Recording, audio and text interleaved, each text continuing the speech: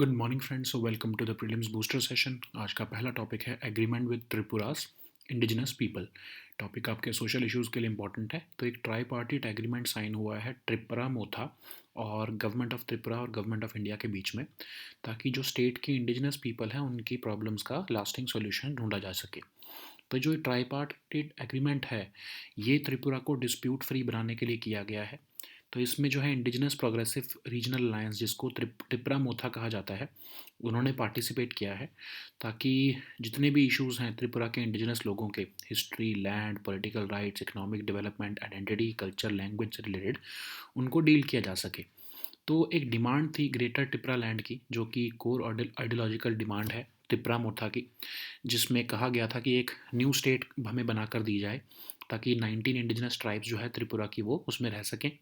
तो डिमांड जो है वो जितने भी ट्राइबल लोग जो कि TTAADC में रह रहे थे, उनके अलावा भी जो है त्रिपुरा ट्राइबल काउंसिल एरियाज़ के, या फिर जितने भी जो त्रिप्रासा या त्रिपुरीज असम मिज़ोरम में भी रह रहे हैं, उन सबको भी जो है उस प्रपोज स्टेट में जगह दी जाए। तो ये डिमांड थी। तो ये डिमांड ओरिजिनेट कैसे हुई? ऑफ कोर्स इंडिजिनस कम्युनिटीज़ की एंग्जाइटी थी, क्योंकि जो है डेमोग्राफिक चेंज देखने को मिल रहा था त्रिपुरा में। जब से ईस्ट पाकिस्तान से जो है ह्यूज इन्फ्लक्स ऑफ रिफ्यूजीज़ हुआ, तो एथनिक कन्फ्लिक्ट और इंसर्जेंसी पीरियड जब आया स्टेट में, तो ट्राइबल्स और नॉन ट्राइबल्स के बीच में जो है कन्फ्लिक्ट स्टार्ट हुआ 1980s में। तब जो है ऑटोनॉमस रीजन की डिमांड जो है वो शुरू की गई, और फिर उसकी वजह से ही जो है एथनिक नेशनलिज्म त्रिपुरा में बढ़ने लगा। एक सेपरेट स्टेट की डिमांड शुरू हुई की गई। तो TTADC जो है वो बनाया गया 1985 में अंडर 6 शेड्यूल, और कहा जाता है कि उसको सिर्फ 2% स्टेट का बजट मिलता है, जबकि 40% ऑफ स्टेट की पॉपुलेशन वहाँ उस एरिया में रहती है। तो इस एग्रीमेंट में कहा गया है कि जितने इंडिजिनस पीपल हैं त्रिपुरा के, वो जो है एमिकेबली जो है, मतलब बातचीत से सब इश्यूज़ को रिजॉल्व करेंगे। एक जॉइंट वर्किंग ग्रुप और कमेटी भी बना दी गई है, ताकि जो भी प्रॉब्लम्स हैं उनको जो है उसके ऊपर जो है डेलिब्रेट किया जा सके। और कहा गया है कि जो जितने भी स्टेक होल्डर्स हैं वो किसी भी तरह का प्रोटेस्ट या एजिटेशन नहीं करेंगे जब तक एग्रीमेंट साइन है। नेक्स्ट हम टॉपिक देखते हैं generative artificial intelligence. Science and tech के लिए टॉपिक इंपॉर्टेंट है। तो गवर्नमेंट ऑफ इंडिया ने एक एडवाइजरी इशू की है सभी इंटरमीडिएट्स और जनरेटिव AI प्लेटफॉर्म्स के लिए। तो उन्हें कहा गया है कि उन्हें एक्सप्लिसिट परमिशन लेनी होगी गवर्नमेंट ऑफ इंडिया की इंडियन इंटरनेट पर अपने जनरेटिव AI मॉडल्स को डिप्लॉय करने से पहले। और उन्हें बताना होगा, जब भी जैसे जैसे गूगल का जेमिनी है, उन्हें बताना होगा कि जो है ये अभी डेवलपमेंट मोड में है, तो ये आंसर्स गलत दे सकता है, और आउटराइट जो है वो मैलिशियस कंटेंट देने से पहले उन्हें ये वार्निंग देनी पड़ेगी। ठीक है। तो जनरेटिव AI इंटेलिजेंस होती क्या है? तो बेसिकली डीप लर्निंग मॉडल्स जो कि रॉ डेटा का इस्तेमाल करते हुए लर्न भी करते हैं और स्टैटिस्टिकली प्रोबेबल आउटपुट्स को जनरेट भी करते हैं। तो इनको फाउंडेशनल मॉडल्स, जैसे कि जो लार्ज AI मॉडल्स हैं, उन पर जो है ये काम करते हैं। मल्टीटास्किंग कर सकते हैं, out of the box task भी कर सकते हैं। ठीक है। तो जनरेटिव AI कैसे काम करता है? Of course machine learning model के थ्रू ये काम करते हैं। पैटर्न्स और रिलेशनशिप्स जो है डेटा सेट में, ये ऑब्जर्व करके जो है लर्न करते हैं। ठीक है। तो सुपरवाइज लर्निंग के थ्रू भी जो है इसको ट्रेनिंग दी जाती है, और ये ह्यूमन क्रिएटेड कंटेंट की तरह ही जो है कंटेंट को जनरेट करते हैं। तो कॉमन जनरेटिव AI की एप्लीकेशंस क्या हैं? बहुत सारी एप्लीकेशंस हैं। कस्टमर इंटरेक्शन को इम्प्रूव करना, अनस्ट्रक्चर्ड डेटा को जो है वास्ट अमाउंट के उसको जो है समराइज़ करना, रेपिटेटिव टास्क जो है उसमें असिस्ट करना। लेकिन जो है इसका रोल इलेक्शंस में बहुत जो है वो इन्फ्लुएंशियल देखा जा रहा है। हाई स्टेक इलेक्शंस हैं 50 कंट्रीज़ में लगभग 2024 में। Even US, UK, Indonesia, Russia, Taiwan, south Africa, तो यहाँ पर जो है फेक न्यूज़ से डील करने के लिए जनरेटिव AI का यूज़ किया जा सकता है। लेकिन वर्ल्ड इकोनॉमिक फोरम की रिपोर्ट कहती है कि AI से भी मिस इन्फॉर्मेशन फैलाई जा सकती है, और उससे सोसाइटी को पोलराइज किया जा सकता है। इसलिए इसको जो है डील करने की ज़रूरत है इससे। नेक्स्ट हम टॉपिक देखते हैं अगलेगा आइलैंड्स। ये टॉपिक इंटरनेशनल रिलेशंस के लिए इंपॉर्टेंट है। PM मोदी और मॉरिशस के प्राइम मिनिस्टर जो है उन्होंने एक एयर स्ट्रिप अगलेगा आइलैंड्स पर जो है वो लॉन्च की है, इनाग्रेट की है एक्चुअली। तो इससे आइलैंड की कैपेसिटी जो है और कैपेबिलिटी मैरीटाइम सर्वेलेंस और सिक्योरिटी से रिलेटेड वो एनहांस होगी। सो 2003 से जो है इस एयर स्ट्रिप को अपग्रेड करने का प्लान था, लेकिन अभी तक कुछ कॉन्क्रीट मटेरियलाइज नहीं हो पा रहा था। जब पीएम मोदी 2015 में मॉरिशस गए तब इसके ऊपर प्लान बना और अब ये एयर स्ट्रिप लॉन्च की गई है, जो कि अगालेगा आइलैंड्स लगभग 640 नॉटिकल माइल्स के जो है ये आइलैंड है नॉर्थ ऑफ मॉरिशस में। तो ये दो आइलैंड्स हैं लगभग 26 स्क्वायर किलोमीटर्स के। यहाँ पर नेटिव पॉपुलेशन लगभग 300 लोगों की है। सिग्निफिकेंस क्या है? सोशियो इकोनॉमिक और national security interest of Mauritius को सिक्योर करेगी ऑफ कोर्स। और इंडिया इसका जब प्रेफर्ड पार्टनर बना है तो मॉरिशस जो है वो जितनी भी सीरियस वल्नरेबिलिटीज़ थी सिक्योरिटी उसको उससे डील करने में उन्हें हेल्प करेंगे। तो मॉरिशियंस ने इंडिया को क्यों चूज़ किया? क्योंकि 70% जो है मॉरिशस में इन्हेबिटेंट्स वो इंडियंस ही हैं, इंडियन ओरिजिन के हैं मतलब। और क्योंकि ऐसे स्ट्रेटजिकली लोकेटेड आइलैंड्स में कुछ भी डेवलपमेंट करना मिलिट्री या सिक्योरिटी से रिलेटेड तो उसमें ट्रस्ट की ज़्यादा ज़रूरत थी। तो नेचुरली इंडिया उनके लिए ऑब्वियस चॉइस बना। सिग्निफिकेंस क्या है इंडिया के लिए? गुडविल और ट्रस्ट जो है दोनों कंट्रीज़ के बीच में वो ज़्यादा बढ़ेगा और इंडिया की जो सागर कमिटमेंट है वो ज़्यादा अंडरस्कोर की जाएगी। तो इसके ही अलावा जब मॉरिशस में के साथ हम ऐसा एग्रीमेंट साइन कर रहे हैं तो बाकी की जो आइलैंड स्टेट्स हैं या कंट्रीज़ हैं जो इंडियन ओशन रीजन में वो भी हमें एक प्रेफर्ड डेवलपमेंट और सिक्योरिटी पार्टनर की तरह देखेंगी। नेक्स्ट हम टॉपिक देखते हैं पोस्टल वोटिंग। पॉलिटी के लिए टॉपिक इंपॉर्टेंट है। तो लोकसभा और स्टेट असेंबली के जो अगले इलेक्शंस आ रहे हैं उसमें एल्डरली सिटीजन्स 85 से अबव एज के उन्हें पोस्टल बैलेट्स जो है वो के थ्रू वोटिंग करने के लिए जो है वो अलाउ किया जाएगा। तो गवर्नमेंट ने एक्चुअली जो एज है वो 80 से बढ़ाकर 85 कर दी है, एक तरह से 85 कर दी है minimum age for senior citizens जो कि पोस्टल बैलेट का इस्तेमाल कर सकते हैं। तो रूल 27A जो कंडक्ट ऑफ इलेक्शन रूल्स थे एक्चुअली वो क्या कहते थे कि सीनियर सिटीजन जो है 80 से ऊपर एज के वोट कर सकते हैं। Persons with disability, poll officers, Covid positive persons. 2000 खासकर जब 2020 में बिहार असेंबली इलेक्शंस हुए तब जो है इनको पोस्टल बैलेट का जो है फैसिलिटी अलाउ की गई, ठीक है। लेकिन जब इलेक्शन कमीशन ने देखा तो सिर्फ 2 से 3% लोग ही जो है 80+ पॉपुलेशन के उन्होंने पोस्टल बैलेट्स का इस्तेमाल किया। तो इसका मतलब क्या हुआ कि जो है ज़्यादा से ज़्यादा सीनियर सिटीजन जो थे वो इन पर्सन वोट करने आए। तो पोस्टल बैलेट या पोस्टल वोटिंग होती क्या है? बेसिकली इसको हम एब्सेंटी वोटिंग कहते हैं, जिसमें इलेक्टर्स जो हैं बैलेट के जो है वो मेल कर देते हैं रादर दैन वो पोलिंग स्टेशन पर आकर वोट करें। तो खासकर एलिजिबिलिटी अगर हम देखें तो सर्विस वोटर्स जो कि आर्म्ड फोर्सेस को बिलोंग करते हैं, पैरामिलिट्री फोर्सेस को या अदर गवर्नमेंट एम्प्लॉयज़ हैं जो इलेक्शन ड्यूटी पर हैं।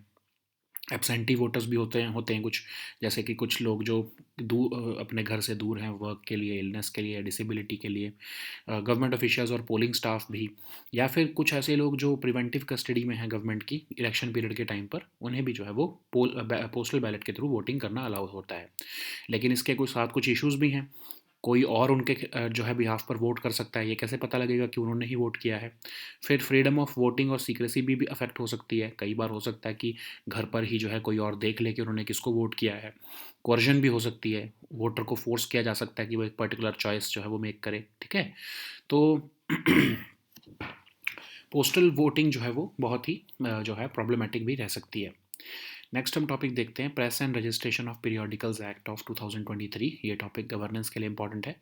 तो न्यूज़पेपर्स और अदर पीरियोडिकल्स जो कि press and registration of periodicals act 2023 द्वारा गवर्नड हैं उनके लिए एक न्यू एक्ट आ चुका है, ठीक है। पहले तो ये 1867 का एक्ट था, उसको रिप्लेस किया गया है। एक office of press registrar general of India बनाया गया है जो कि इस न्यू एक्ट के प्रोविजंस को जो है इम्प्लीमेंट करेगा। एक ऑनलाइन सिस्टम बनाया गया है जिसमें कि रजिस्ट्रेशन ऑफ न्यूज़पेपर्स और अदर पीरियोडिकल्स हो सकेगी कंट्री में। एग्जिस्टिंग मैनुअल जो कम्बरसम प्रोसेस था उसको रिप्लेस किया गया है बेसिकली। तो प्रेस सेवा पोर्टल बनाया गया है इससे डील करने के लिए। और पीआरपी एक्ट जो है वो बुक्स और जर्नल्स को रजिस्ट्रेशन से फ्री कर रहा है, एग्जाम्प्ट कर रहा है, ठीक है। अदरवाइज तो जो है जो कॉलोनियल एक्ट था उसमें तो जितनी भी पब्लिशिंग्स होती थी उन सबको रजिस्टर करना होता था। नेक्स्ट हम टॉपिक देखते हैं network planning group. Topic governance के लिए इंपॉर्टेंट है। तो 66th मीटिंग हुई है अभी रिसेंटली नेटवर्क प्लानिंग ग्रुप की एडिशनल सेक्रेटरी ऑफ DPIIT के चेयरपर्सनशिप के अंदर। तो बेसिकली ये एक integrated multi modal network planning group है, जो कि जितने भी कनेक्टिविटी इंफ्रास्ट्रक्चर प्रोजेक्ट्स होते हैं और जितनी भी मिनिस्ट्रीज़ और डिपार्टमेंट्स उससे डील कर रही हैं उन सब की एक मीटिंग है बेसिकली, और एक प्लेटफॉर्म है। तो ये यूनिफाइड प्लानिंग और इंटीग्रेशन करने के लिए सभी प्रपोजल्स के जो है वो रिस्पॉन्सिबल है। जितने भी डिपार्टमेंट्स और मिनिस्ट्रीज़ हैं जो कि इकोनॉमिक जोन्स और कनेक्टिविटी इंफ्रास्ट्रक्चर के लिए रिस्पॉन्सिबल हैं, उनको जो है ये गाइड करता है। ठीक है, तो फ्यूचर प्रोजेक्ट्स को भी एग्जामिन और सैंक्शन करने के लिए ये हेल्पफुल रहेगा। ठीक है, तो PM गति शक्ति क्या है? तो बेसिकली एक अप्रोच है ग्रोथ की, ट्रस्ट वर्दी इंफ्रास्ट्रक्चर कंट्री में बढ़ाने के लिए, और इसी के अंदर इकोनॉमिक जोन्स को भी जो है वो डेवलप किया जा रहा है। ठीक है। नेक्स्ट हम टॉपिक देखते हैं एक्सरसाइज समुद्र लक्ष्मण। ये टॉपिक आपके जो है सिक्योरिटी के लिए इम्पॉर्टेंट है। तो एक्सरसाइज समुद्र लक्ष्मण जो है वो विशाखापट्टनम कोस्ट पर की जा रही है। ये एक जॉइंट नेवल एक्सरसाइज है इंडियन नेवी और रॉयल मलेशियन नेवी के बीच में। ये थर्ड एडिशन है इस एक्सरसाइज का, और इसमें INS किल्टन पार्टिसिपेट कर रही है, जो कि एक indigenously built anti submarine warfare stealth corvette है। ठीक है, नेक्स्ट हम टॉपिक देखते हैं NUC FDC। ये टॉपिक आपके जो है वो इकोनॉमी के लिए इम्पॉर्टेंट है।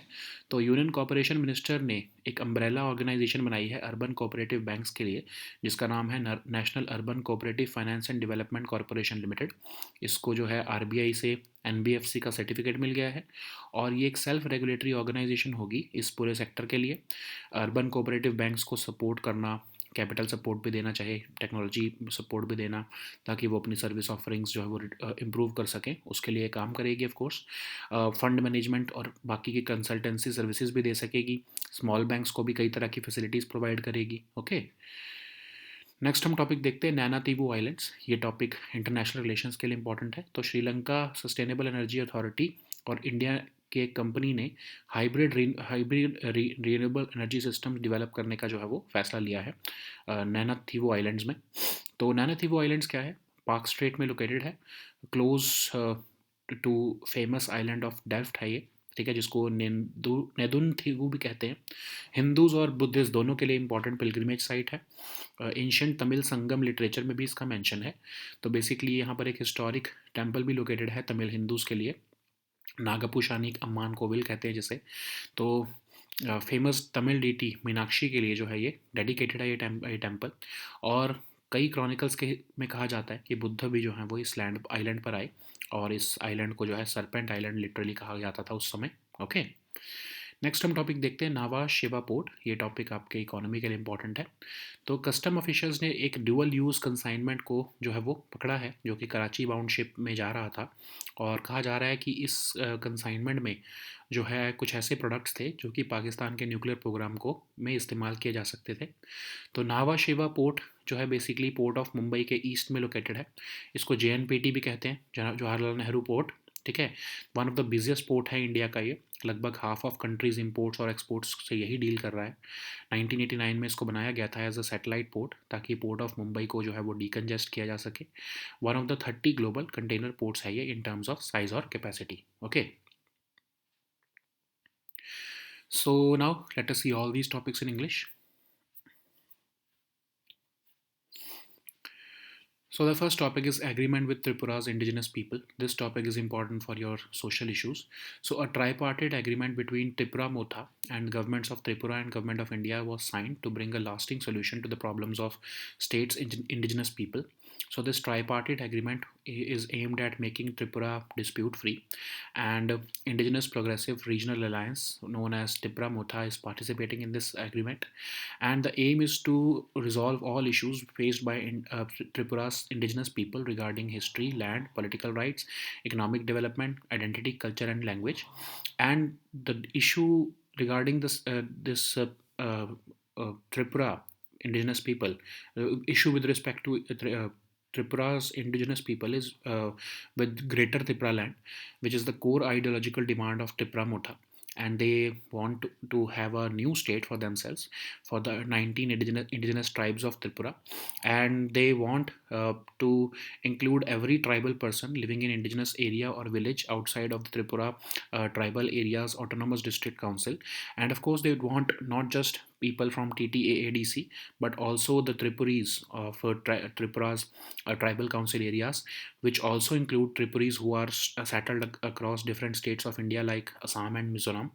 So why did this demand originate? So basically, it stemmed from the anxiety of indigenous communities in connection with the change in demographics of the state, which happened due to the huge influx of refugees from Bangladesh or East Pakistan at that time.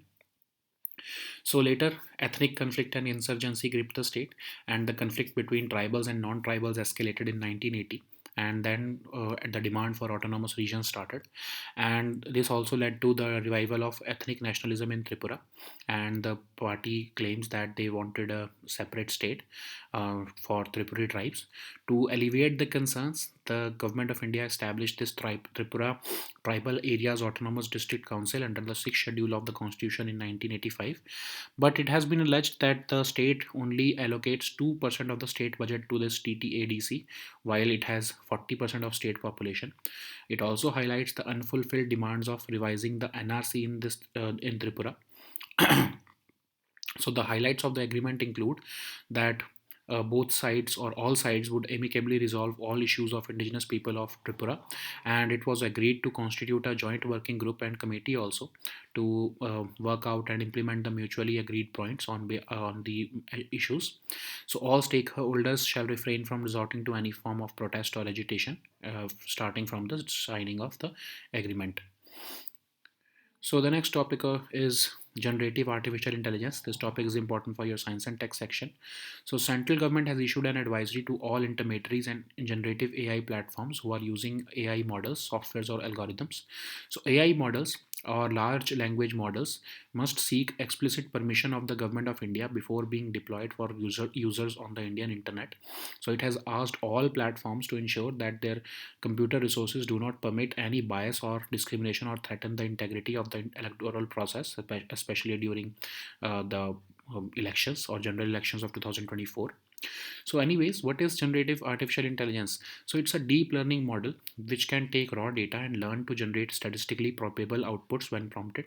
So, it is powered by foundational models like the large AI models, which can multitask and perform out of the box tasks also, like summarization, Q&A, classification, and more. So how does this generative AI work?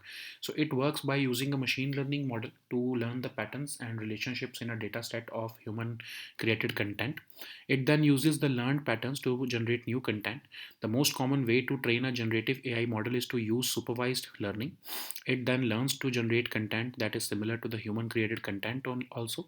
So what is common generative AI applications? So generative AI processes vast content, creates insights and answers through text, images, and user-friendly formats.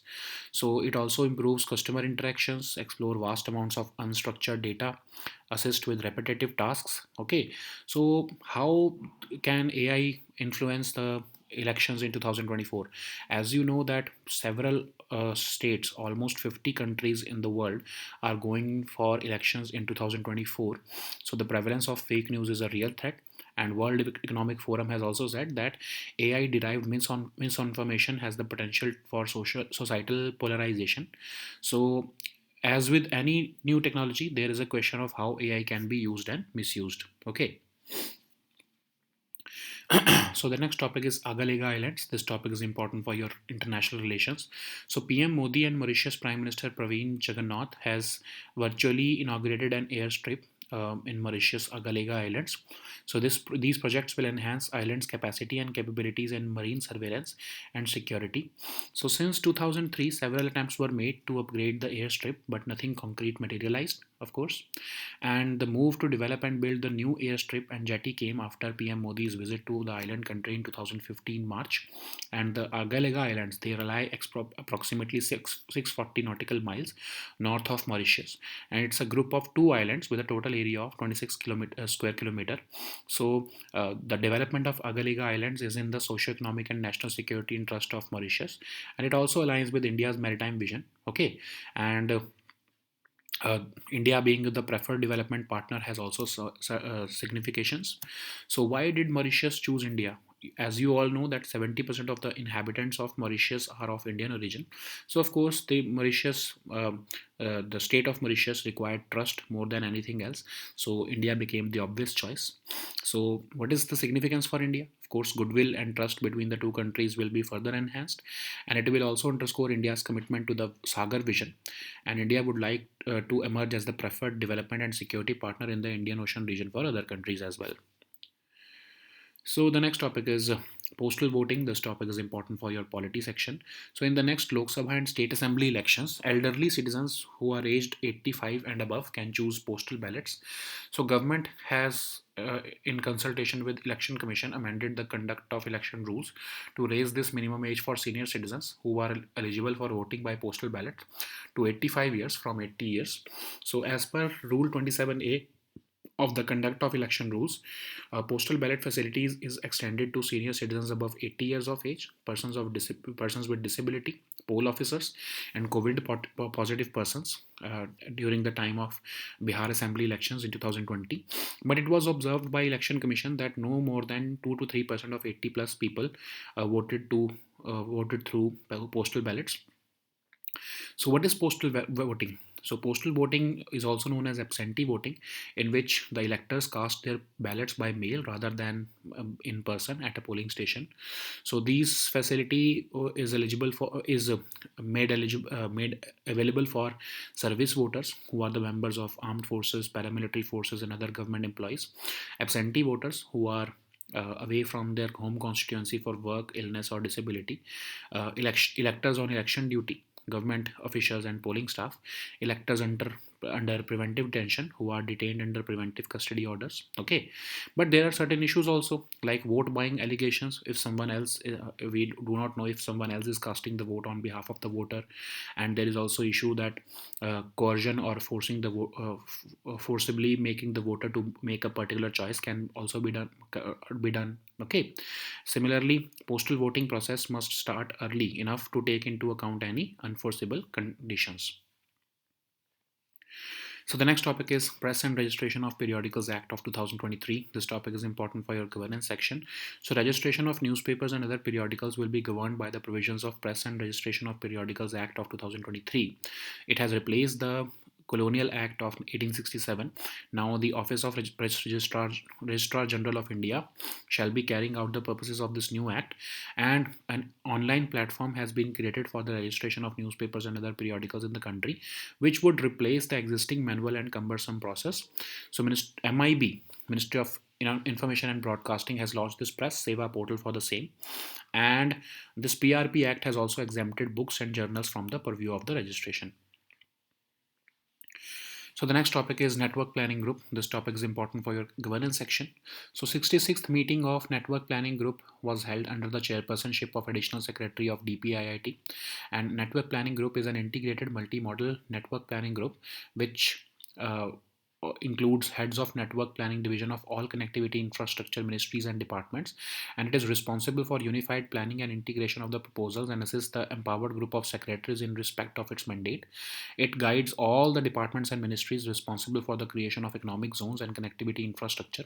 Objective of NPG includes examining and sanctioning future projects as well. Okay, so what is PM Gati Shakti? So it is an approach for accelerating trustworthy infrastructure through synchronized holistic planning, and it also includes several other states ministries in development of economic zones. So the next topic is Exercise Samudra Lakshman. This topic is important for your security section. So Exercise Samudra Lakshman has kicked off in recently near the coast of Vishakhapatnam, and it's a joint naval exercise between Indian Navy and Royal Malaysian Navy. It is the third edition of this exercise, and INS Kiltan is participating in it, which is an indigenously built anti-submarine warfare stealth corvette. So the next topic is NUCFDC. This topic is important for your economy section. So Union Corporation Minister has inaugurated an umbrella organization for urban cooperative banks, also known as the National Urban Cooperative Finance and Development Corporation Limited. So this has received certificate of registration from RBI to operate as an NBFC, and has been allowed to operate as a self-regulatory organization also for the sector. This will utilize the capital. This body will utilize the capital to support urban cooperative banks and develop a shared technology platform to improve service offerings and reduce costs.